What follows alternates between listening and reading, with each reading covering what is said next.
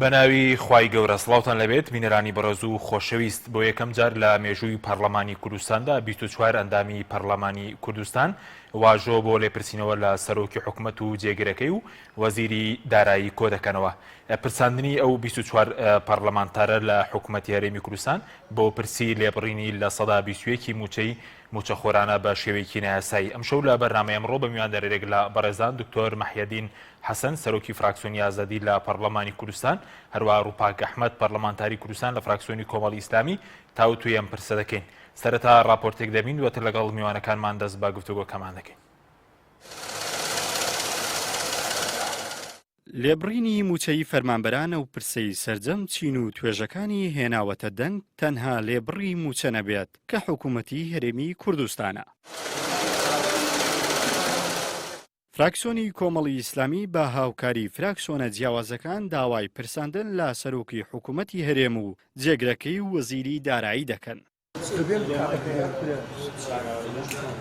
هەریەکە لە فراکسیۆنەکانی کۆمەڵی ئیسلامی و یەکگرتووی ئیسلامی و فراکسیۆنی ئازادی و فراکسیۆنی یەکێتی و گۆڕان و پەرلەمانتارە سربەخۆکان واژوویان بۆ پرساندن ئەنجام داوە. لای خۆیەوە عەبدوستار مەجید سەرۆکی فراکسیۆنی کۆمەڵی ئیسلامی لە کۆنگرەیەکی ڕۆژنامەنووسیدا ڕایگەیاند ئەمەی ئەوان ئەنجامیان داوە بە مێژووی 29 ساڵی پەرلەمان نەکراوە و هەموو هەوڵێکیان بۆ گەڕانەوەی مافی موچەخۆرانە. وەک ژمارەیەک پەرلەمانتار لە فراکسیۆنی جیاوازەکان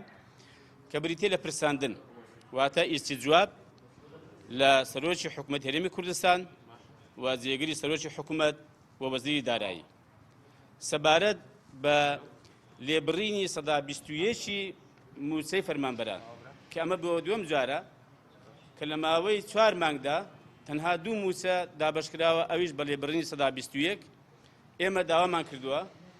ئەمڕۆ 24 پەرلەمانتار لە فراکسیۆنی جیاوازەکان کە سەرۆکی حکوومەت هەرێمی کوردستان و جێگیری سەرۆکی حکوومەت هەرێمی کوردستان و وەزیری دارایی لە پەرلەمان ئامادە بن بۆ پرساندن کە بزانین داخوا لەسەر چ بنچینە و بنەمایەک و بەچی یاسایەک سەدا 21 لە موچەی فەرمانبەران بڕیوە کەمە پێمان وایە ئەمە هەنگاوێکی گرنگ و گەورەیە لە پرۆسەی پەرلەمانی کە لە 29 ساڵی ڕابردوودا تا ئێستا بۆ یەکەم جارە پەرلەمانی کوردستان ژمارەی یاسایی کۆ ببنەوە بۆ پرساندنی حکوومەت و بەرپرسانی حکوومەت. بەشێکی زۆر لە فراکسیۆنەکان پشتگیریە و هەوڵی سەرۆکی فراکسیۆنی کۆمەڵیان کرد و پێیان وایە سەرۆکی حکوومەت کە بەرپرسی سەرەکیە لە بڕیاری بڕینی موچە دەبێت بێتە نێو پەرلەمانی کوردستان و ئەگەر ئامادەی دانیشتنەکەش نەبێ ئەوە کابینەکەی دەکەوێت تا ژێر پرسیارەوە. ئەم هەواڵانەی من لە فراکسیۆنی سەوز واژۆیان کردووە هەڵبەتە بەس بەمانە وتراوە لەلایەن ئەو بەڕێزانەی کە پرساندەکان ئامادە کردووە ڕەنگە گە بە ئەندامێکی دیکەی فراکسیۆنی ئەمە بوترایە بە دیسانەوە واژۆی بکردایە سەرباری ئەوەی کە ئێمە وەکوی نیشتمانی کوردستان لە سەردەمی دروستبوونمانەوە لە سەردەمی دامەزراندنمانەوە بڕوای تاوامان بە ئازادی ڕادەربڕین هەبووە بۆ تاک بۆ فەرد سەرباری ئەوەی کە ئێمە ئەندامی پەرلەمانی نوێنەرایەتی خەڵکو حزبی شەکەین لە پەرلەمانی کوردستان هەرچەندە ئەم گەلڤێ یاسایە نەبوون ئەوە چۆکسازیە vێگاڤێ ئەوە شکلی ئەوە ڤایە هەمە تۆزەی پاویشتە چاوێت خەلکی و درستایی چۆکسازیە حەقیقی نەبینێنن بەس گەل هەندێژی خەلکی الهیویە بوو ئەڤی چۆکسازیە ڕەنگ ڤەدانە خۆ هەبووە شینا مخابن شینا بچن بن دیوارە چارەسەر بکەن شینا بچن خانە نشینێت نەیاسایی چارەسەر بکەن هاتن موچی فقیر و جارا و فرمانبرایت حقیقیت یت زحمتت بن یت خوهت رجن هاتن موچت وانا برین و بی یاسا یعنی اف برینه چی یاسا و چی پشتوانی بونینه حکومت بولی برینه ظلمێکی گەورە لە هاوڵاتیان و موچەخۆران و خاننشینانی هەرێمی کوردستان دەکاتن و پێویستە حکومت لە هەنگاوەکانی داهاتوودا جدیتر بێ و ئەگەر ئەو هەنگاوە لە کاتی وەڵامدانەوەی حکومت بۆ ئەو بابەتانەی کە ئاراستەی دەکرێت قەنەعەت لای ئەندامانی پەرلەمان دروست نەبوو ئەو وەختە هەنگاوی تردا بە جۆرەی پێڕێوی ناوخۆ دەژیرێتە بەر. پرساندن لە حکوومەت و وەزیران لە کاتێکدا ئەنجامەدرێت کە چەند جارێک پەرلەمانتاران پرسیار ئاڕاستەی حکوومەتی هەرێم بکەن و پرسیارەکەیان وەڵام نەدرێتەوە یاخود جێگای گومان بێت بۆیە بەپێی پەیڕەوی ناوخۆی پەرلەمانی کوردستان لە مادەی 68 و 69 بە کۆی واژووی 23 پەرلەمانتار دەتوانن پرساندن ئەنجام بدەن و بە ناچاریەوە سەرۆکی حکوومەت بانگێشتی پەرلەمانی کوردستان بکەن. عیمران ئەمیر کاناڵی ئاسمانی پەیام هەولێر.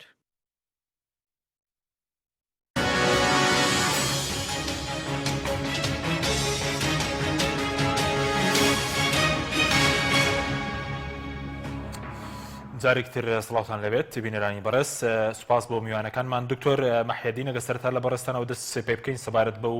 واژۆی پەرلەمانتارانی ئۆپۆزیسیۆن و جگە لە نەوەی نوێ و هاوکات چوار پەرلەمانتاری بزوتنەوەی گۆڕان و 5 پەرلەمانتاری کێتیش واژۆیان کردووە کە لێپرسینەوە لە سەرۆکی حکوومەت و جێگرەکەی و وەزیری دارایی بکرێت. ئەم هەوڵە چ بایەخێکیە بۆ مەسەلەی موچە؟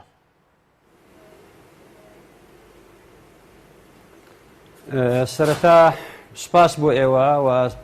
سڵاو لە ئێوە و لە بینەرانی کەناڵی پەیام. زۆر سپاس. ئەم هەنگاوی ئەمڕۆ ئەو ژمارەی پێویستی یاسایی کە بۆ پرساندنی سەرۆکی حکوومەت و جێگرەکە و وەزیری دارایی یەکەم هەنگاوە لە مێژووی دروستبوونی پەرلەمانی کوردستان یەکەم حاڵەتە دروست دەبێتن کە هەوڵێکی زۆر و ماندووبوونێکی زۆر کراتە ئەو ژمارەیە دەستەبەر بکرێ بۆ ئەوەی پرسانەکە ئەنجام بدرێت و پێم وایە ئەوەی کراوە پەیڕەوی ناوخۆ لە چوارچێوەی پەیڕەوی ناوخۆی پەرلەمانی کوردستان و ئەو یاسا و ڕێسایانەی کە لە هەرێم بەرقەرارە و بەشێکە لە پرۆسەیەک کە پێم وایە دەبێ هەم پەرلەمان و هەم حکوومەت و هەموو دام و دەستگاکانی پەیوەند بە جێبەجێکردنی یاساش ڕێگای یاسایەکان بگرنە بەر، چونکە ئێمە لە کوردستان بانگەشەی دیموکراسی و پێڕەوکردنی یاسا و سەروەری یاسا دەکەین. ئەوە جۆرێکە لە پێڕەوکردنی یاسا و داکۆچیکردنە لە مافی هاوڵاتیان بە تایبەتی موچەخۆران و بە تایبەتی فەرمانبەران و خانەنشینانی کوردستان، چکو ئەو موچەیە نەک تەنها پەیوەندی بە فەرمانبەران و موچەخۆرانەوە هەیە، بەڵکو و کاریگەری لەسەر کۆی ژیانی هاوڵاتیانی هەرێمی کوردستانەوە هەیە. بەڵێ بەس بۆچی بەڕێزت باز لەوە دەکەی کە ئەمە یەکەمین جارە لە مێژووی پەرلەمانی کوردستان لە ماوەی 28 ساڵی ڕابردوودا، ینی جیاوازی چیە لەگەڵ جارەکانی تر تاکو ئێستا لە مێژووی پەرلەمان ئەو لێپرسینەوە واژۆ بۆ لێپرسینەوە بە ژمارە یاسای ئەندامانی پەرلەمان نەکراوە؟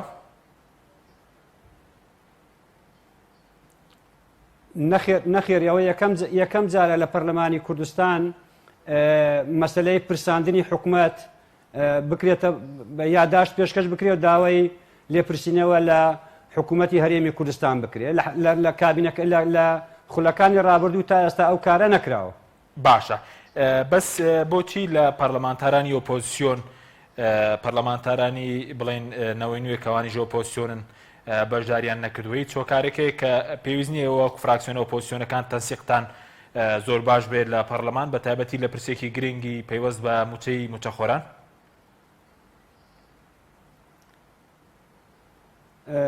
ئەوەی زانیاری لای ئێمە بێ ئەوە پەیوەندی بە خۆیانەوە دەتوانن ئەو پرسیارە ئاڕاستەی برادرانی نەوەی نوێ بکەن، ڕەنگە هۆکار و پاساوی خۆیان هەبێ بۆ ئەو بابەتە، بەڵام پەیوەندیان پێوە کراوە ئەوەی زانیاریم هەیە، بەڵام دیارە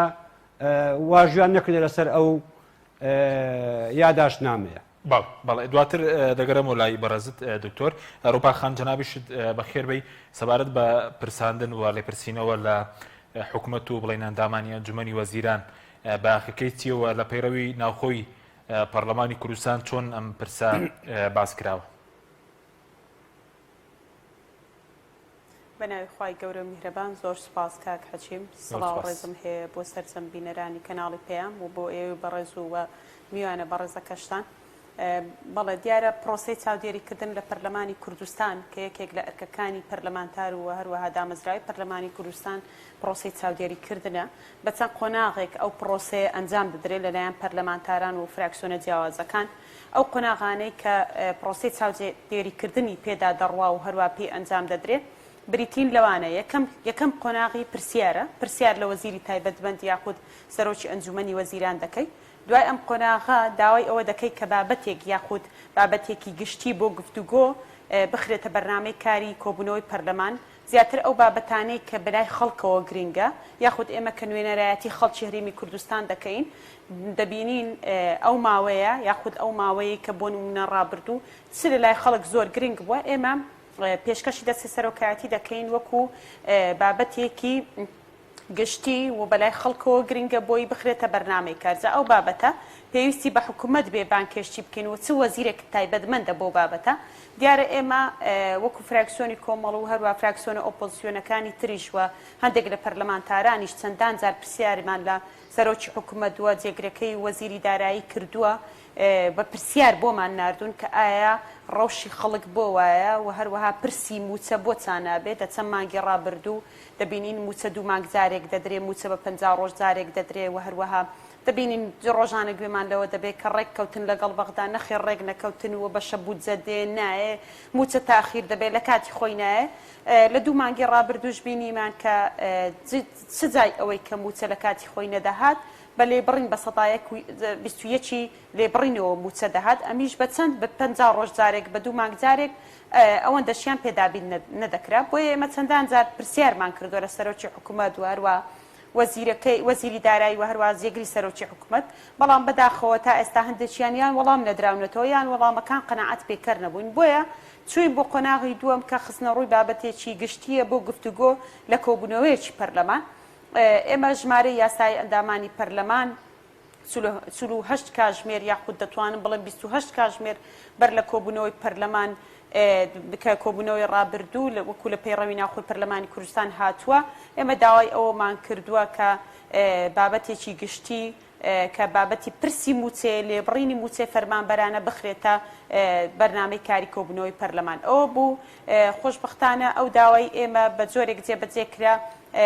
کە جێبەجێ کرا ئێمە دەستخۆشیمان هەیە بۆ سەرۆکایەتی پەرلەمان بەڵام داواکاریەکەی ئێمە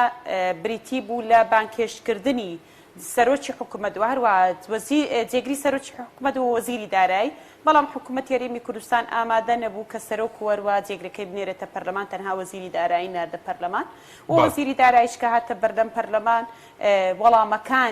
وەڵامی ئەو پرسیارانەی کە پەرلەمانتاران یاخود داوای ڕوونکردنەوەیان کرد وەڵامەکانی کە قەناعەت پێکەر نەبوو بە ئێمە چوین بۆ قۆناغی سێمی چاودێریکردن ئەویش قۆناغی پرساندنە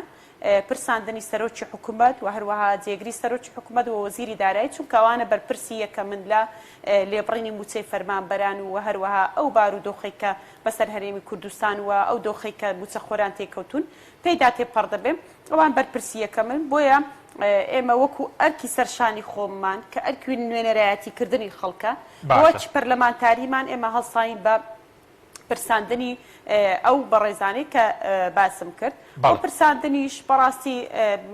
پرسێکی تەواو یاساییە لە پەیڕەوی ناوخۆی پەرلەمانی کوردستان هاتووە بریتێ لە چاودێریکردنی حکوومەت بە حەقی یاسایی خۆمان دەزانین کە داوای پرساندن بکەین جا ئێمە گوێ نادەینە ئەوەی چ لایەنێک پێی خۆشە یاخود لەگەڵ یەتی یاخود لەگەڵی نییە ژمارە یاسای ئەندامانی پەرلەمان خۆشبەختانە تەواو بوو ئێمە چوین بۆ ئەو قۆناغە و داواکارین لە دەستی سەرۆکایەتی پەرلەمان کەەوە بەشێکە لە گێڕانەوەی شکۆ بۆ پەرلەمان شکۆ بۆ پەرلەمان بگێڕێتەوە چونکە ئەمە پێمان وا بووە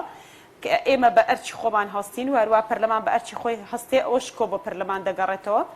ئێمە شتێکی نایاساییمان نەکردووە بەپێی ئەم پەیڕەوی ناخۆ پەرلەمانی کوردستان ئێمە کارمان کردووە و داواکارین دەستی سەرۆکایەتی پەرلەمان بەدەم داواکای ئێمەوە بێ بە زووترین کار ئەوەی کە لە پەیڕەو هاتووە لە ماوەی 7 ڕۆژ ئەو داواکاریە بنێرێ بۆ حکوومەت و هەروە حکوومەت لە ماوەی 4 ڕۆژ وەڵاممان بداتەوە و وەڵامەکەی بهێن لە زووترین کۆبوونەوەی پەرلەمانی کوردستان بیخەنە بەرنامەی کار بۆی پرۆسەی پرساندنەکە ئەنجام بدەین لە دوای پرۆسەی پرساندن ئێمە کە ئەو وەڵامانی وەرمان گرت قەنەعەت پێکەر نەبوو بۆ ئێمە و بۆ خەڵکی هەرێمی کوردستان ئێمە پرۆسەی تر هەیە لە پرۆسەی چاودێریکردن ئێمە دەستی بۆ دەبین بۆیە هیوادارم حکوومەتی هەرێمی کوردستانیش کە چۆن متمانەی لەو پەرلەمانە وەرگرتووە ئاواش بەدەم داواکاری خەڵک و نوێنەرانی گەلبێت و وەروە بێتە بەردەم ئەو پەرلەمانە ڕوونکردنەوەی خۆی بدای ئێمە داوای شتی زیاتر لە حکوومەت ناکەین تەنها داوای ئەوە دەکەین کایە بۆچی موچەی خەڵک دەبڕی بۆچی کە داهاتی هەرێمی کوردستان داهاتی ناوخۆ خاڵک و مرجیەکان زیادی کردووە و هەروەها نرخینەوە بەرز بۆتەوە بۆچی بە 2 مانگ جارێک ناتوانانی موچەیەک بە تەواوی بدەیت تەنها وەڵامی ئەو پرسیارانەمان دەوێت بۆیە حکوومەت هەرێمی کوردستان کە خۆی بە حکومڕانێک دەزانێت کە حکومڕانی خەڵکی هەرێمی کوردستان کە دەبێت بێ وەڵامی پەرلەمانیش بداتەوە چونکە نابێ ئەوەشی لە بیرچێت کە متمانەی لەو پەرلەمانە وەرگرتووە و هەر ئەو پەرلەمانەش دەتوانێت متمانە لە سەرۆکی حکوومەت جێگرەکەی و وەزیرەکانیش بستێنێتەوە باشە بە کورتی سەبارەت بەوەی کە لە ئۆپۆزیسیۆن بۆچی هەموو لایەنەکان واژویان نەکرد یاخود بە دیاریکراوی لەسەر بڵێنەوەی نوێش بۆچی پێیان نەوتراوە یاخود خۆیان واژۆیان نەکردووە؟ بەداخەوە من بەڕاستی ینی تەمەنای ئەوم دەکرد کە هێزە ئۆپۆزیسیۆنەکان لە پەرلەمانی کوردستان بە یەک دەنگ و یەک ڕەنگ بێن نوێنەرایەتی خەڵکی هەرێمی کوردستان بکەن، چونکە بەڕاستی شەڕی خەڵک لەناو پەرلەمان دەکرێت، شەڕی خەڵک لە جێیەکی تر ناکرێت. ئێمە خەڵک کە ئێمەی ناردۆتە پەرلەمان دەبێ شەڕی خەڵک لە پەرلەمان بکەین و داواکاری خەڵک لە پەرلەمان بگەێنین نەک لە جێی تر. بە تایبەت فراکسیۆنینەوەی نوێ من ڕێز و سوپاسم بۆیان هەیە، هاوکاری ئێمن وەکو هێزێکی ئۆپۆزیسیۆن ڕێزیان لێ دەگرین، بەڵام بەداخۆ دەمەوێت ئەوە بخەمە ڕوو ئەو یاداشتێک کە پێشکەشی دەستێ سەرۆکایەتی پەرلەمانمان کرد لە ماوەی ڕابردوو، چونکە ئەوە یەکێکە لە پرۆسەکانی چاودێری هەتا ئەو پرۆسەیە نەبڕی ناتوانی بێ قۆناغی پرساندن. یاداشتێکماندایە دەستێ سەرۆکایەتی پەرلەمان کە سەرۆکی حکوومەت و هەروە جێگرەکەی وەزیری دارایی بێن، چونکە بەڕاستی حکوومەت تەنها موافقەی لەسەر ئەوە کردبوو یاخود وەڵامی پەرلەمانی دابوو کە وەزیری دارایی دێ. ئێمە 24 کاتژمێر لە کۆبوونەوەی پەرلەمان داوامان کرد کە سەرۆکی حکوومەت بەرپرسی یەکەم لەگەڵ جێگریش سەرۆکی حکوومەت کە بەرپرسی دووەمە ئەوانیش بێن بۆ کۆبوونەوەی پەرلەمان، بەڵام بەداخەوە فراکسیۆنینەوەی نوێ واژووی لەسەر ئەو یاداشتەی ئێمە نەکرد کەەوە یاداشتی لایەنە ئۆپۆزیسیۆنەکان بوو، دەبوو لە ڕیزی پێشەوە بان بۆ واژووکردنی، چونکەەوە پرسێکە پەیوەندی بە خەڵکەوەیە، پرسی موچە ڕاستەخۆ پەیوەندی بە خەڵکەوەیە. ئێمە دەبێ چەند شەڕ لەسەر بەرژۆندەکانی خەڵک بکەین لەناو هۆڵی پەرلەمان هەر ئەوەندە کەمە و ئەو شەڕەش بەڕاستی بەپێی ئەم پەیڕەوی ناوخۆیە دەکرێت، بەپێی ڕێکارەکانی ئەو ڕێکارانێک کە لە پێڕەوی ناوخۆی پەرلەمانی کوردستان گیراونەتە بەر بەپێی ئەو ڕێکارانە دەکرێت. من ناتوانم ئەگەر لەناو هۆڵی پەرلەمان داکۆکی لە خەڵک نەکەم بچم لە دەرەوە داکۆکی لە خەڵک بکەم، چونکە بەڕاستی ئەو ڕێکارە یاساییانەی کە لە پەیڕەوی ناخۆی پەرلەمانی کوردستان ئاماژەی پێکراوە بۆ ڕێکارانە ئێمە دەتوانین محاسبەی حکوومەت بکەین. من بچم لەسەر شاشەکان وهروە لە کەناڵەکان لە سەرشەقام من بچم بە 1000 داوای داواکاری خەڵک بکەم، بەڵام وەکوەوە نییە کە یاداشتێک دەدەمە دەستێ سەرۆکایەتی پەرلەمان داوای ئەوە دەکەم کە سەرۆکی حکوومەت کە بەرپرسی یەکەمە بێ ئەو بەرپرسیارەتی هەڵگرێ لە بەردەم پەرلەمانی کوردستان وەڵامی ئێمە و خەڵکی هەرێمی کوردستان بداتەوە، بەڵام بەداخەوە واژویان نەکرد. من بەڕاستی دەمەوێت ئەو بڵێم لە ماوەی داهاتووی ئینشاڵڵا تەمەنای ئەوەش دەکەم فراکسیۆنینەوەی نوێ لە پاڵ فراکسیۆنە ئۆپۆزیسیۆنەکان داواکاری زیاتری خەڵکی هەرێمی کوردستان لەناو هۆڵی پەرلەمان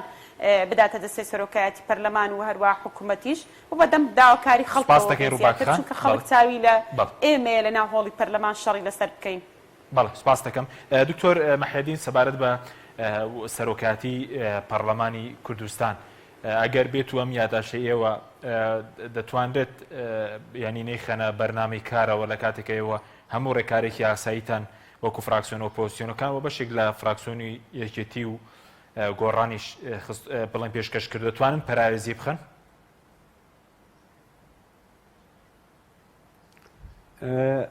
ئەوەی ئەمڕۆ کرا وەکو دەڵێن تەسلیم بە کاروبار کرا،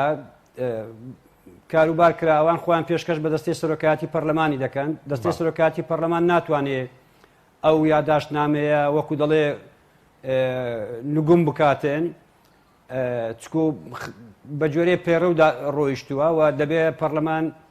دەستەی سەرۆکایەتی پەرلەمان لە ماوەی دیاریکراودا ڕێوشوێنەکان بگرێتە بەر بۆ ئەو بابەتە و بیخاتە بەرنامەی کارەوە دوای ئەوەی کە هەموو ڕێکارەکانی خۆی دەگرێتەوە ئاگاداری حکوومەتی هەرێم بکاتەوە بۆ ئەوەی ئامادە بێت لە کاتی دیاریکراوەی کە لە گوێرەی پێڕێوی ناوخۆ ئاماژەی پێکراوە. دەردەمێ ئاماژە بە شتێک بکەم کاکە حەکیم ئەگەر دەفەتە بێ ئێمە ئەو فراکسیۆنانە هەم فراکسیۆنی یەکگرت و کۆماڵ و فراکسیۆنی ئازادی و سربەخۆکان لە 27 پێنج ئێمە یاداشتنامەیەکمان ئاراستەی دەستەی سەرۆکایەتی پەرلەمان کرد سەبارەت بە بڕی ئەو 27 میلیۆن قەرزەی کە حکوومەت باسی کرد، 27 میلیارد دینارەی کە حکوومەت باسی کرد کە قەرزارە میلیارد دلار و لە 24 شەش جارێکی تر بەڵێ لە 24 شەش بە هەمان شێوەیە داشنامەیەش کە من پێشکەش کرد هەمان فراکسیۆن لەگەر فراکسیۆنی لەگەر سربەخۆکان سەبارەت بە لێبڕینی 121 دواتر شاندی حکوومەت هاتنە پەرلەمان لەسەر ئەو بابەتە و ڕوونکردنەوەی خۆیاندا، بەڵام بەداخەوە لە کۆبنەوەکەی پەرلەمان هەرچەندە کۆبنەوەکان زۆر درێژەی خایەن بەڵام وەڵامێکی وامان دەست نەکەوت و وەڵامەکان مقنیع نەبوون و کە مقنیع نەبوون بەڕاستی ناچار بوون ڕێگای تر بگرێ بەر کە ئەویش ڕێگای لێپرسینەوە بوو لە حکوومەت باش کە ئەوەی ئەمڕۆ ئەنجام درراوە درێژکراوەی هەنگاوەکانی پێشترە باشە بەس دکتۆر وەکو بڵین ئەو چوار پەرلەمانتاری فراکسیۆنی زوتنەوەی گۆڕان و 5 پەرلەمانتاری شێتیش لەگەڵ ئێوە بەشداریان کردووە تا چەند ئەمە بڵین هەنگاوێکی باشەوە جێ پێزانینە کە خەمی خەڵک ئەگەر لە دەسەڵاتیش بی و لە ئۆپۆزیسیۆنیش بێکەوە کۆ بکرێنەوە شەڕ لەسەر پرسی موچە بکرێن لەناو پەرلەمان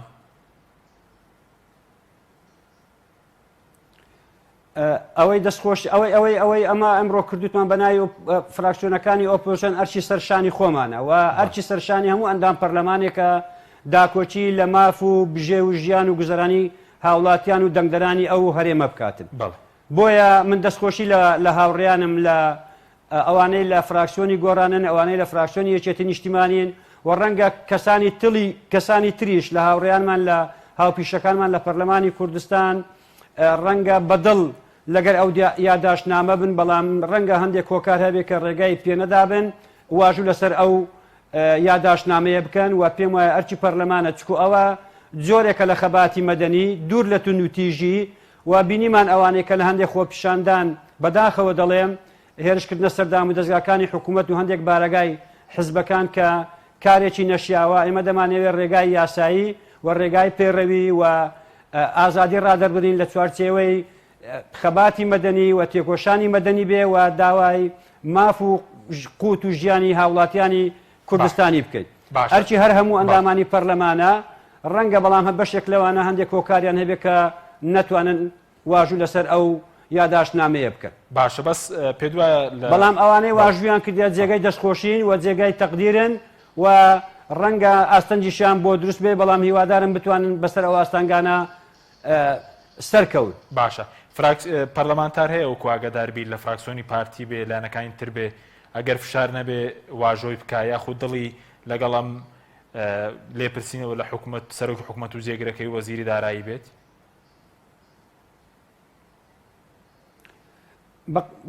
بە تێڕوانین و بەدیدی من ڕەنگە کەم ئەندام پەرلەمان هەبێ لە ناخەوە حەز نەکات داکۆچی لە ماف و ئازادیەکان و قوت و ژیانی هاوڵاتیانی خۆی بکاتن بە تایبەتی ئەو لە بەردەم هاوڵاتیان لە بەردەم بەنگدەرانی لە بەردەم هاوڵاتیانی کوردستان لە زاخەوە تا دەگاتە خانەقین یاخود ئەو شوێنانی کە دەنجی کورد هەڵبژاردننی تێدا کراوە پێم وایە لە ناخەوە حەز دەکات داکۆچی لە مافی ئەوانە بکاتن بەڵام ڕەنگە هەندێک التیزاماتە بێ و نەتوانێ ئەو نێوێ یان بەرگەی هەندێک فشار نەگرێ ڕەنگە نەتوانێ ئەو تااقەتە بداتە خۆی بتوانێت ئەو هەنگاوە بنێتن بەڵام ئەو ژمارەیە وەکو دەستپێشخەریەکی یەکەم وەکو یەکەم دەستپێشخەری هیوە هیوادارین لە کاتی بانکێشتنی سەرۆکی حکوومەت و جێگرەکەی وەزیری دارایی هاوکار بن بۆ ئەوی وەڵامی مقنیعمان دەستکەوێ بەلایانی کەم ئێمە دەزانین لە هەموو دنیادا بەهۆی پەتای کۆرۆناوە قەیرانی دارایی قەیرانی ئابووری تەنجی بە وڵاتان هەرچینیوە بەڵام بە تێڕوانینی ئێمە ئەگەر داهاتەکانی کوردستان ئەوەی هەیە بە شێوەیەکی درست کۆ بکرێتەوە دوور لە گەندەڵی دوور لە دەست بە سەراگرتن پێم وایە بەشی ئەوە دەکا کە نەک هەرموچەی پێ بدەن پێم وایە دەتوانین پرۆژەی گرنگرنجیش لە ناوچەکانی و لە شوێنەکانی کوردستان بکرێتەوە و پێمان وایە دەبێت حکوومەت ڕێز لەو دامەزراوە بگرێت چکو هەم ڕێگای یاسایی گرتوتە بار و هەم ئەو دامەزراوە شەرعیە نیشتیمانیە کە حکوومەت متمانەی پێدراوە لەو شوێنەدا باشە بە کورتی سەبارەت بەوەی کە ئەم کابینێ باس لەوە دەکات لە کارنامەکەی کە ڕێز لە کاری پەرلەمانی دەگرێت بۆچی دەبێت تەنها بە واژۆکۆکردنەوەی یاسایی سەرۆکی حکوومەت و جێگرەکەی بێنە پەرلەمان بۆ لێپرسینەوە بۆچی خۆیان ناهێنێنی پێ وایە لە پەرلەمان دەترسن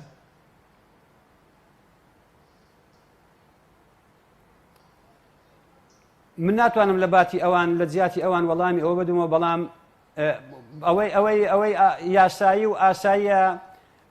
پێویستە پەیوەندیەکی تند لە نێوان پەرلەمان و لە نێوان دەسەڵاتی جێبەجێکردن و حتا دەسەڵاتی دادوەریشە بێ جۆرێک لە لێک جیاکردنەوەی دەسەڵاتەکان هەیە بەڵام لەگەڵ ئەوەشدا جۆرێک لە پەیوەندی لە نێوانیاندا هەیە هەرچەندە ئەو دامەزراوە شەرعیە کوردستانیە ڕێزی لێ بگیرێ کوردستان پێی بەهێز دەبێ و پێم وایە فرامۆشکردن و تەگەرە خستنە بەرکاری پەرلەمانی کوردستان هەم لە ڕووی دەرەوەداوە هەم لە ڕووی پێڕەوکردنی دیموکراسیەتدا پێم وایە زیانی پێدەگات. بەڵێ سپاس دەکەم دکتۆر ڕووپاخان سەبارەت بە ئامادەنەبوونی سەرۆکی حکوومەت و جێگرەکەی کە زیاتر لە ساڵێکە بڵین کابینەکە ساڵێک و مانگێک زیاترە کە ئامادە نەبوون بێن بۆ پەرلەمان لەو ڕۆژەی کە سوێندیان لە پەرلەمان خوارد بوو متمانەیە وەرگرت ناتونێتە ناو هۆڵی پەرلەمان هۆکارەکەی چییە خۆیان پێگەورەترە لە پەرلەمانی کوردستان؟ بەداخەوە حکوومەتی هەرێمی کوردستان پێم وایە لە خولی ڕابردوش یعنی بە جۆرێک لە جۆرەکان ئەو جۆرە نەریتە لە ناو حکوومەت هەبووە کە بە جۆرێک لە جۆرەکان خۆیان پێگەورەتر بێ لە پەرلەمانی کوردستان لە کاتێکدا ئەویان لەبیر چووە کە متمانیان لەو پەرلەمانە وەرگرتووە و هیچ موئەسسەسەیەک و هیچ کەسێک لە بەرامبەر پەرلەمانی کوردستان نەبێ خۆی پێگەورەتر بێ وا هەستکە کە بڕیاری ئەو ڕاستە بە حیزبی دەتوانێت ینی لە ناو هۆڵی پەرلەمان بڕیاری ئەو بە زۆرینەیەکی پەرلەمانی زاڵ بێ بەڵام دوجار دەبێت بێت لەوە بکاتەوە کە متمانی لەو پەرلەمانە وەرگرتووە و ئەو پەرلەمانە نوێنەرایەتی خەڵکی هەرێمی کوردستان دەکات بۆیە هیچ کەسێک بەرز و گەورەتر نییە لە پەرلەمانی کوردستان و ڕۆژێکدا دێ دەبێت هەر بوو خۆیان بێەوەی پەرلەمان بانگیان بکە بۆ خۆیان بێنە بەردەم پەرلەمان و داوای پێشنیار لە پەرلەمانی کوردستان بکەن سەبارەت بۆ شکستە گەورەی کە لە حکومڕانی هێناویانە بۆیە هەر بە پێڕەوی ناخۆی پەرلەمانی کوردستان ئەم پرساندنە کە ئاراستەی حکوومەت دەکرێت دەبێت لە ماوەی 7 ڕۆژدا وەڵام لەلایەن حکوومەتەوە بێتەوە لە ماوەی 7 ڕۆژ ئاراستە بکرێت و هەروە لە ماوەی 14 ڕۆژ دەبێت وەڵامەکە بەدەست دەستەی سەرۆکایەتی پەرلەمانی کوردستان بگات و لە نزیکترین دانیشتنی پەرلەمانی کوردستان دەبێت ئەو بابەتە بخرێتە بەرنامەی کاری کۆبوونەوە و هەروەها ئەگەر حکوومەتی هەرێمی کوردستان نەیتوانی ئەو بەڵگانی کە پێویستی بە کۆکردنەوەی بەڵگەی زۆر بوو و نەیتوانی ئەو بەڵگانە کۆ بکاتەوە دەبێت داوا لە سەرۆکی پەرلەمان بکە کە مۆڵەتی پێ بدە سەرۆکی پەرلەمان دەبێت مۆڵەتێک بە حکوومەت چووکەمە بانکێشتی سەرۆکی حکوومەت و جێگرەکەیشمان واتە دەستێ سەرۆکایەتی حکوومەتمان کردووە وەروە وەزیری دارایش بۆیە دەبێت داوا لە پەرلەمانی کوردستان لە سەرۆکی پەرلەمان بکەن کە مۆڵەتیان پێ بدە نابێ ئەو مۆڵەتەش لە 7 ڕۆژ زیاتر بێ واتە هەموو ئەو پرۆسەیە هەمووی دەڕوا بۆ 21 ڕۆژ ئێمەش لە یەکی نۆ خولی یاسادانان وەرزی یاسادانان دەست پێ دەکە هەمووی مانگێک نابێت دەبێت ئەم پرۆسێ ئەنجام بدرێ واگەر حکوومەتی هەرێمی کوردستان لە خراپترین ئەگەردا کە نەهات بەدەم داواکاری پەرلەمانی کوردستان و پەرلەمانی کوردستان بەبێ ئامادەبوونی حکوومەت و هەروەها سەرۆکایەتی حکوومەت و وەزیرەکان دەتوانێت ئەم پرۆسەی پرساندنە بخۆی ئەنجامی بدە واگەر حکوومەتی هەرێمی کوردستان وەڵامی پەرلەمانی کوردستانی داوە کە ئێمە ئامادە دەبین بەڵام پێویستمان بە کاتی زیاترە زۆرترین ماوە کە دەدرێتە حکوومەتی هەرێمی کوردستان نابێت لە 30 ڕۆژ زیاتر بێ ئەوەش چۆنی بە پاساوێک کە پاساوێکی قەنەعەت پێکەر بداتە سەرۆکایەتی پەرلەمان ئەو پاساوەش دەخرێتە دەنگدان لە ناو هۆڵی پەرلەمان کە قبول بکرێ یاخودنا ئەو ماوەیە بدرێ بە حکوومەت یاخودنا ئەگەر پاساوەکە قبول کرا اینجا 30 ڕۆژ ماوە دەدرێتە حکوومەتی هەرێمی کوردستان بەڵگەکانی یاخود ئەو بەڵگانی کە پێویستە کۆ بکرێتەوە کۆی بکاتەوە بیهێنێتە پەرلەمانی کوردستان بەڵێ ئەم هەنگاوەیەوە سوودی چییە بۆ خەڵک لەسەر ئەو بڕیارناسایی کە حکوومەتیش بۆ لێبڕینی موچە کە داوای بانکێشتی سەرۆکی حکوومەت و جێگرەکەی و زیر داراییتان کردووە سوودی چییە مەسەی سوودێکی هەیە بۆ خەڵک بەڵێ یاخود بۆ شکۆی پەرلەمانیش بەڵێ دیارە خەڵکی هەرێمی کوردستان زۆر بێزار بووە لەدەست ئەو بارودۆخەی تێی کەوتووە هەم موچە نییە بێ موچەیە هەم بەڕاستی بارودۆخەکانی خەڵک زۆر خراپە بێکاریە خەڵکمان پۆلێک لە قوتابیانی زانکۆمان هەیە تەخەڕوجی کردووە تا ئێستا چەند ساڵەدا نەمەزراوە گەنجمان هەمووی لە سەرجادەکان بەڕاستی لەگەڵ ڕێزم کەوتووە بێکارە و بێ ئیشە خەڵک وەزعی نییە یعنی لەگەڵەوەی کە بێکاریە ناشێڵن خەڵک بۆ خۆشی کار بکە دەبینین بۆ نمونە گەنجێک دەیەوێ بە دەست و بازووی خۆی بژێنێ یاخود ژیانێک بۆ خۆی دروست بکە بیەوێ بچووکترین شت کە بیەوێ دوکانێک دانێ ئەوەندە ڕسومات و باز لەسەری زۆرە ناتوانێت وەندە پارەی کارەبا و ئاو هەروەها بەناوی جیاجیا کۆمەڵێک پارە لە خەڵک وەردەگرن ناهێڵن ئیشیش بکایانی نایڵن بۆ نمونەکە دوکانێکی بەسیتە دای بنێ خەڵک زۆر بێزارە ینی ئەو نمونێکی زۆر بەسیتەکە من دەیهێنمەوە و خەڵک داوا لە ئێمە دەکا کە ئێمە نوێنەری ئەو خەڵکەین داوا لە ئێمە دەکا کە چۆن متمانەتان داوەتە ئەو حکوومەتە متمانەی لێوەرگرنەوە چکە ناتوانێت حکومڕانی بکە متمانە لێسەنەوەش بەڕاستی بەبێ پرۆسێ پرساندن ناکرێ وەکو لە پەیڕەوی ناخۆی پەرلەمانی کوردستان ئاماژەی پێکراوە ئەگەر حکوومەت هێرێمی کوردستان هات بە ئەو پرۆسێ پرساندنە جێبەجێ بوو لە ناو هەڵی پەرلەمان وەڵامەکانیان قەناعەت پێکرد نەبوو بۆ پەرلەمانتاران و هەروە خەڵکی هێرێمی کوردستان ئەوە هەنگاوی دواتر دەچین بۆ متمانە لێسەنەوە لە حکوومەت و هەروەها وەزیرەکانیش چونکە هەنگاوی دوای پرۆسێ پرساندن لێسەنەوەی متوانەیە ئەویش کە بۆم باس کردی ئەو ڕێکارانی بۆم باس کردی کە زۆر ما بدرێتە حکوومەت 30 ڕۆژە لە دوای ئەو 30 ڕۆژە دەبێت کە حکوومەت نێ بۆ پەرلەمانی کوردستان و هەروە سەرۆکایەتی حکوومەت و وەزیری دارایی نێن ئەوە لە پەرلەمانی کوردستان دەبێت پرۆسەی پرسانەکە بەڕێوە بچێت کە بەڕێوە چوو وەڵامەکان یاخود ئەگەر وەڵامیش نەبوو ئەو پرساندنە دەبێتە بابەتی گفتوگۆ بە زۆرینەی دەنجی ئەندامانی پەرلەمان پەسەند دەکرێت و هەروەها لە دوای پرۆسێ پرساندن کە حکوومەت نێ بۆ پەرلەمانی کوردستان لە دوای 5 ڕۆژ دەتوانین بە زۆرینەی ئەندامانی پەرلەمان متمانە لەو حکوومەتە بستێنرێتەوە بۆ سەرۆکی حکوومەت پێویستی بە 2 لە سەر 3 دەنجی ئەندامان هەیە بۆ وەزیرەکانیش پێویستی بە زۆرینەی ڕەهای ئەندامانی پەرلەمان هەیە بەڵێ سوپاستان دەکەم بەڵێ بینەرانی بەڕێز ناوبڕێکی کورت و دەگەڕینەوە وڵاتان لەگەڵمان ببێنەوە تۆپ ئارت تاکەبریکاری تۆڕی میدیایی کۆمەڵ بۆ دروستکردن و بڵاوکردنەوەی ڕێکلام تۆپ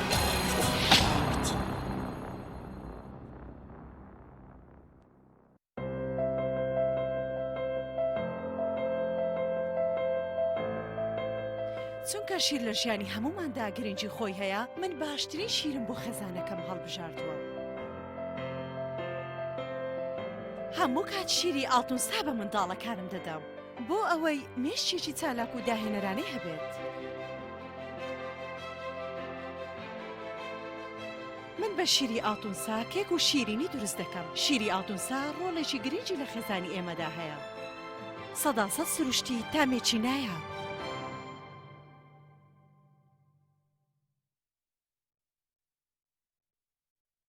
ئایا تا ئێستا کێشەی کارەبات هەیە؟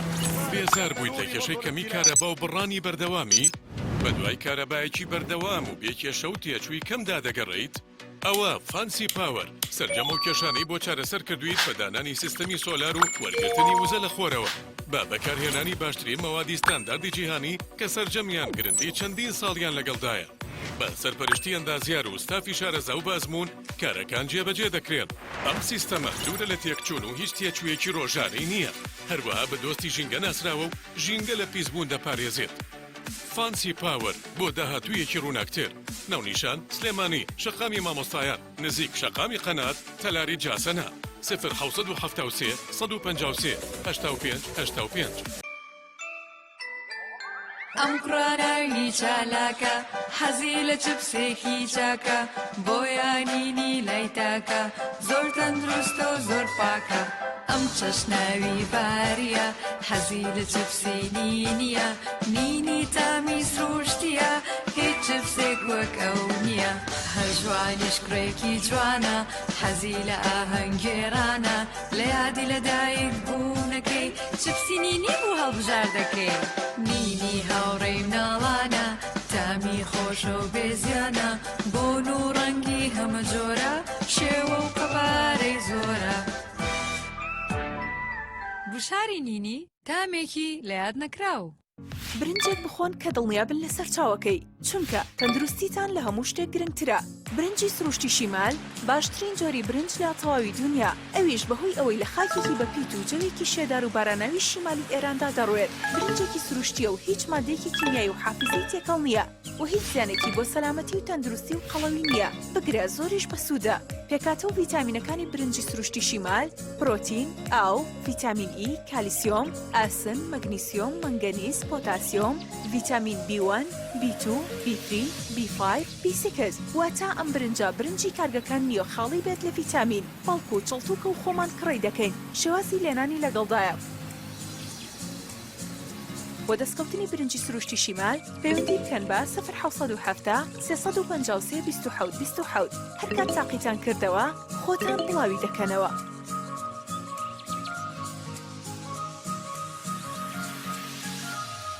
تۆپ ئارت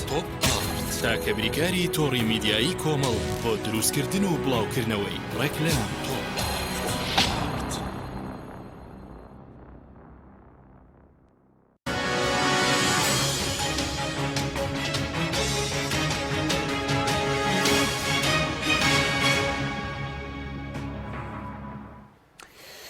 جارێکتر سڵاوتان لەبێت بینەرانی بڕێز دکتۆر مەحەدیم گەڕێمەوە لای بەڕێزت سەبارەت بە بۆچوونی بەڕێزت ئەم کابینەیە بڵین جگەلەوەی کە لە ڕووی موچۆ شکستیناوە و لە بوارەکانی تریش جگەل لە لێ پرسینەوە شایانەوەی کە متمانەشی لەوەربگیرێتەوە لە پەرلەمانی کوردستانە گەر ئێمە خاوەن پەرلەمانێکی کارابین وە کار بە پەیڕەوی ناوخۆی پەرلەمانی کوردستانیش بکرێت؟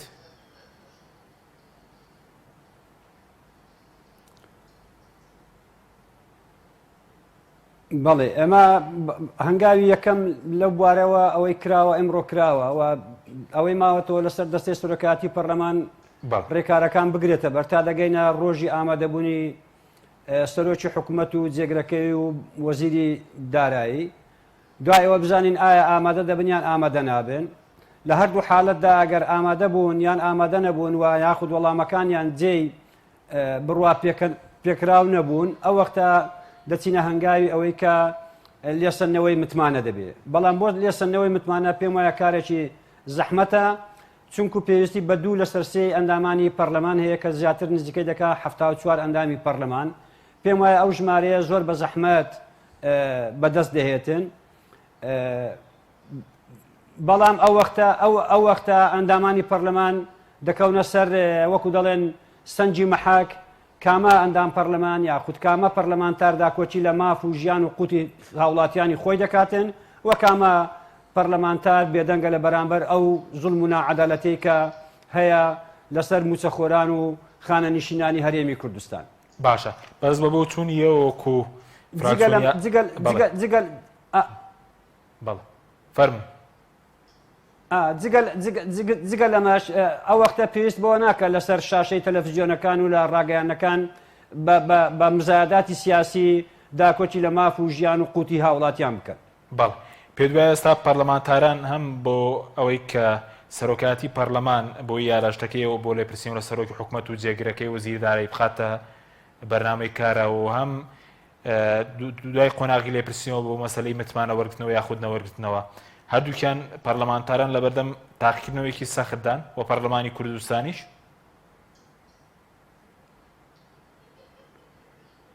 ئەو وەختە پەرلەمانی کوردستان و ئەندامانی پەرلەمانی کوردستان ئەگەر هاتوو ئەو لێ بڕینە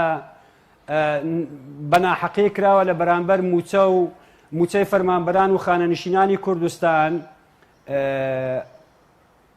بێدەنگ ببێ کەواتە پەرلەمان هاوبەشی ئەو لێ بڕینەیە و ئەو ئەندام پەرلەمانەی ئەمڕۆ ئەواژیان لەسەر ئەو یادداشتنامە کردووە پێم وایە پێشەنجی ئەو هەنگاوەن کە داکۆچیکردن لە مافی موچەخۆرانی هەرێمی کوردستان و لە حالەتێکدا ئەگەر سەرۆکی حکوومەت وە جێگرەکەی و وەزیری دارایی پەشیمان ببنەوە لە بڕیاری لێبڕینی موچەی ئەو لە مانجی شەشەوە و ئەو کەواتە موچەی مانجی 2020 ئەو وەختە ڕەنگە وەکو دەڵێن جۆرێک لە ڕێککەوتن بکرێت بۆ ئەوەی مافی هاوڵاتیان بگەڕێتەوە بەڵام ئەگە نەگەڕێتەوە ئەو وەختە ناچارین ئەو ژمارەیە کە هەیە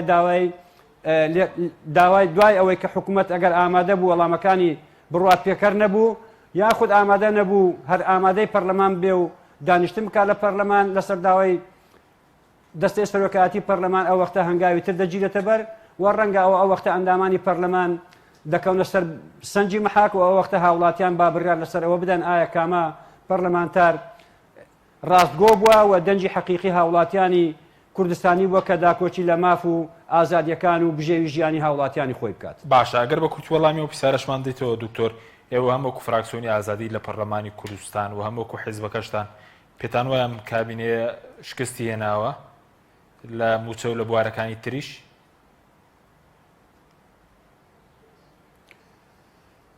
ئەم دەتوانم بە ناوی فراکسیۆنەوە قسە بکەم ناتوانم بە ناوی حزبەوە تە بێژی حزب نیم. باش ئەوەی حکوومەت لە کارنامەکەی لە بەردەم پەرلەمان ڕایگەیان تا ئێستا کە پێم وایە نەیتوانە ئەو کارنامەیە جێبەجێ بکە و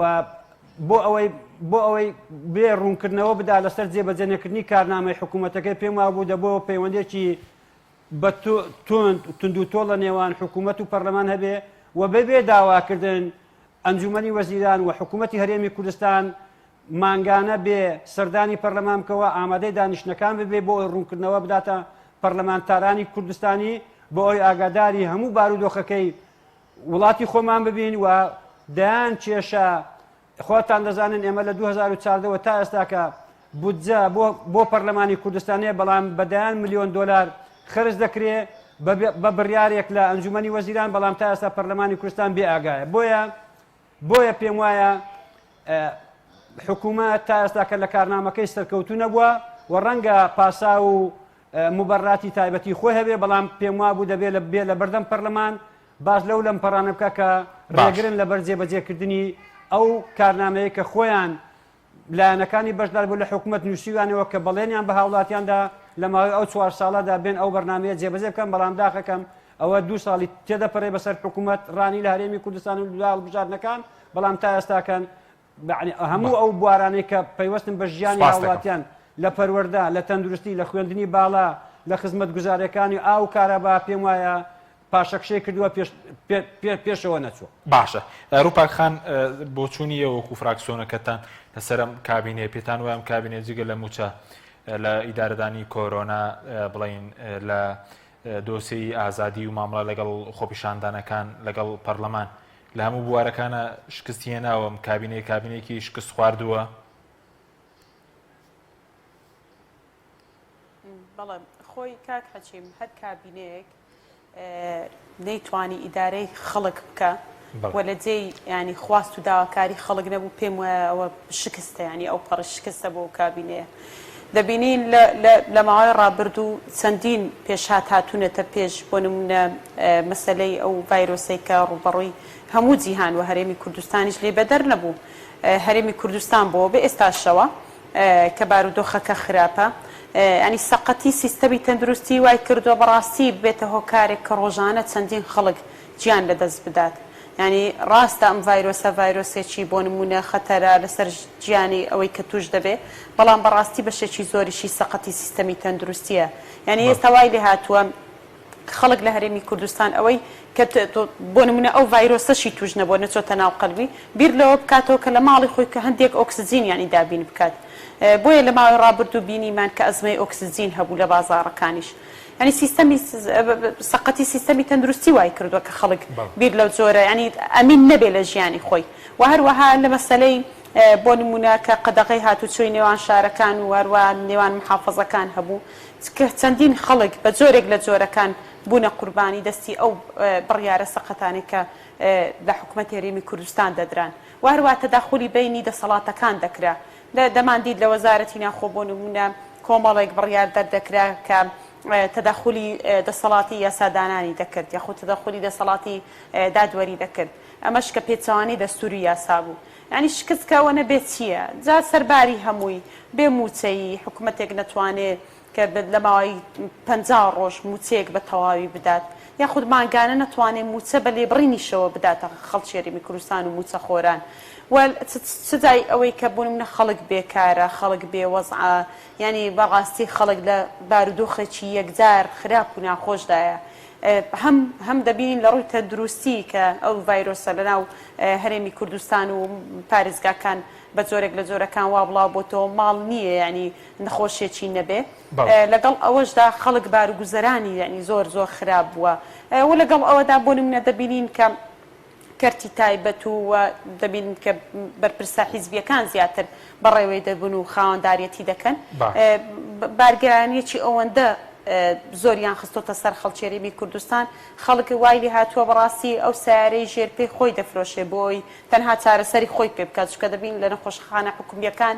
نەخۆش وەرناگیرێ بۆیە خەڵک بەڕاستی بە تەواوی بێزار بوو لە ماوەی ڕابردوو بینیمان چەندان کەس کۆتاییان بە ژیانی خۆیان هێنا لەبەرەوەی کە نەیانتوانیوە خۆیان بژێنن و وەروەها ماڵ و منداڵیان بژێنن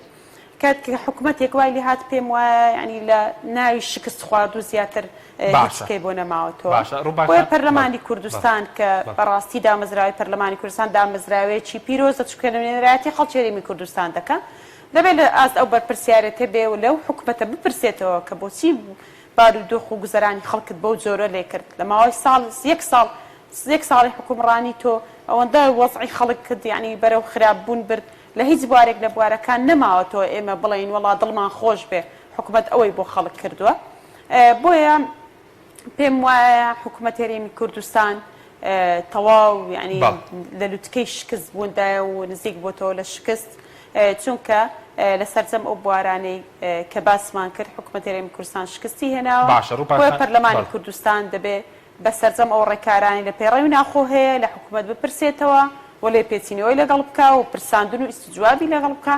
و با بانکێشتی پەرلەمانی بکە و بێ لە پەرلەمانی کوردستان لە بەردەم ڕایگشتی و هەروە خەڵکی هەرێمی کوردستانیش ئەو بخاتە ڕوو و دام بە شکستەکانی خۆیان دابنێن چونکە گەردان بە شکستی خۆی دابنێ ئەوە خەڵکی هەرێمی کوردستان بە جۆرێک لە جۆرەکان دۆزە متمانەیەک بۆی دەگەڕێتەوە کە حکوومەتەکە دانی بە شکستی خۆی دانا کەواتە دەیەوێ چاوێک بە کاروبارەکانی وەر بەخۆشی دابخشێنێتەوە باشە بە کورتی چەند پرسیارێگەر وەڵامەندەتی و سەبارەت بە موچە پێدوای و لێبڕینی موچەیە دەتوانرێت کە بە ناسایی لە 121 خۆیان ناوێنەوە لە 120 بەڵام لە 160 زیاترە بڕیوانە لە موچەخۆران لە پەرلەمان دەتوانرێت هەڵبۆشێنرێتەوە لە شقام دەتوانرێت هەڵبۆشێنرێتەوە لەسەر ئاستی بەغداد ئەو پارەی کە عێراق دەینێرێ بۆ موچە فشار بکرێ بۆی کە لێبڕین لە موچەخۆران پەیڕەو نەکرێت چۆن هەڵەوەشێنرێتەوە؟ ئەو بڕیاری کە حکوومەت داویەتی دیارە بڕیارێکی نایاساییە چونکە بڕیاری دەستکاریکردنی موچە بە هەر جۆرێک بێت دەبێت لە پەرلەمانی کوردستان بدرێ بۆیە پەرلەمانی کوردستان دەبێت ئەو دەسەڵاتانی خۆی پەیڕەو بکە دەسێ سەرۆکایەتی پەرلەمان دەبێت کۆبوونەوەیەکی پەرلەمان ڕێک بخە بە دەنگدان بە زۆری دەنجی پەرلەمانی ئەو بڕیاری حکوومەت هەڵبوەشێنێتەوە چونکە تەدەخولی دەسەڵاتی یاسادانانی کردووە بۆ حکوومەت هەرێمی کوردستان نییە تەدەخولی دەسەڵاتی یاسادانان بکە و تەدەخولی دەسەڵاتی پەرلەمان بکە بۆیە بەپێی دەستوری عێراقیش لە فەسڵ بین سوڵتات ینی سەربەخۆی دەسەڵاتەکان هەیە دامەزراوی پەرلەمانی کوردستان و دەسەڵاتی یاسادانان دەتوانێت ئەو دەسەڵاتە بۆ خۆی بگەڕێنێتەوە بۆ خۆی ممارەسەی بکە بۆیە دەتوانێت بە زۆرینە دەنجە دامانی پەرلەمان ئەو بڕیارە هەڵبوەشێنێتەوە چونکە ئەو بڕیارە بخۆی ئەسڵی هەبوونی بڕیارەکە نایاساییە و قابلی جێبەجێکردن نییە بەڵام تەمەنا دەکەم ئەو فراکسیۆنانی کە بەشدارن لە حکوومەت هەروەک چۆن ژمارەیەکیان ئیمڕۆ ئەو یاداشتی پرساندنیان لەگەڵ ئێمە واژوو کرد سەرجەم پەرلەمانتاران بە فراکسیۆنە جیاوازەکان وانی بەشدارن لە حکوومەت هەست بە بەرپرسیارەتی بکەن لە پێناو موچەی خەڵک و خەڵکی هەرێمی کوردستان دەنگ بەوە بدەن کە پەرلەمانی کوردستان ئەگەر هاتووی خستە بەرنامەی کار ئەو بڕیاری حکوومەت هەڵبوەشێنێتەوە و هەروەها بۆ مەسەلەی ئەو بەشەبوجەی کە دەنێدرێ بۆ خەڵکی هەرێمی کوردستان دەبێت دیوانی چاودێری دارایی بەو ئەرکە هەستێک کە ئەرچی خۆیەتی وا لەوە بکۆڵێتەوە کە ئەو پارە بۆچی خەرج دەکرێت بۆچی 50 ڕۆ هەروە پەرلەمانی کوردستانیش 50 ڕۆژ جارێک حکوومەت هەرێمی کوردستان لەگەڵەوەی کە بەشە بودجە وەردەگرێت ناتوانێت بە تەواوی موچەی خەڵک بدا بە لێبڕینەوە وەکو باست کرد دەڕوا بۆ 160 چونکە تو گەر 30 ڕۆژ جارێک موچە خۆی 30 ڕۆژ جارێکە 30 ڕۆژ جارێک بدرێ ئەوان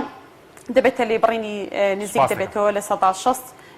واتە لە پاشەکەوتی کابینی ڕابردوو زۆر خراپترە و موچەخۆر ئێستا ئەو وەزعی تێکەوتووە زۆر خراپترە لە پاشەکەوتی لە کابینی ڕابردوو کە بڕیاری لەسەردرا. سپاس دەکەم دکتۆر دوپرسیارشم بۆ بەڕێزت سەبارەت بەوەی سەبارەت بە مەسلەی دەسەڵات کە چاکسازی ناکات چێەوەی کە لاندێک ناوچە خۆپیشاندان بەرەوە دەچێت سەرکوت دەگرێت لاندێک ناوچە بۆ ناشرینکردنی سیمای خۆپیشاندان هەڵدەکوتێتە ئەند بڵێم دەسەڵات سیناریۆدا دەنێەوە هەڵدەکوتنە سەر فەرمانگەکان و ئەوانە ئێمە لە بەردەم چ دۆخێک داین زۆر بە کورتی بێ سپاس دەکەم.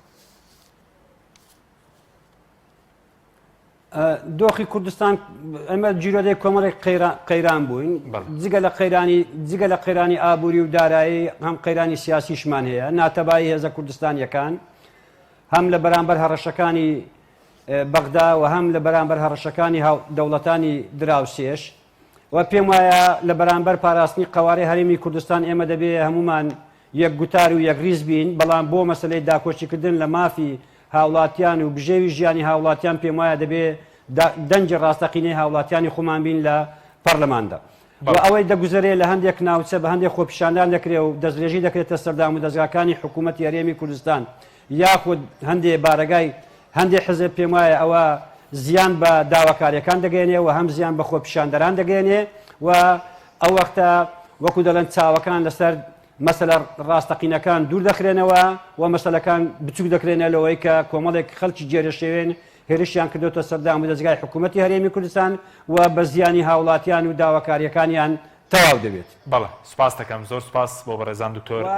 پێویستمان بە خەباتێکی مەدەنی بە خەباتێکی مەدەنی تێکۆشانی مەدەنی هەیە هەم لەسەر ئاستی شەقام و هەم لە ئاستی داموزگەکان بە تایبەتی لە پەرلەمانی کوردستانی. سوپاس دەکەم زۆر سوپاس بۆ بەڕێزان دکتۆر مەحید حەسەن سەرۆکی فراکسیۆنی ئازادی لە پەرلەمانی کوردستان هەروەها ڕووپاک ئەحمەد پەرلەمانتاری کوردستان لە فراکسیۆنی کۆمەڵی ئیسلامی. سوپاس بۆ بینێرانی بڕە سوپاس بۆ هاوکارانم تا بەرنامێکی دیکە خواتان لە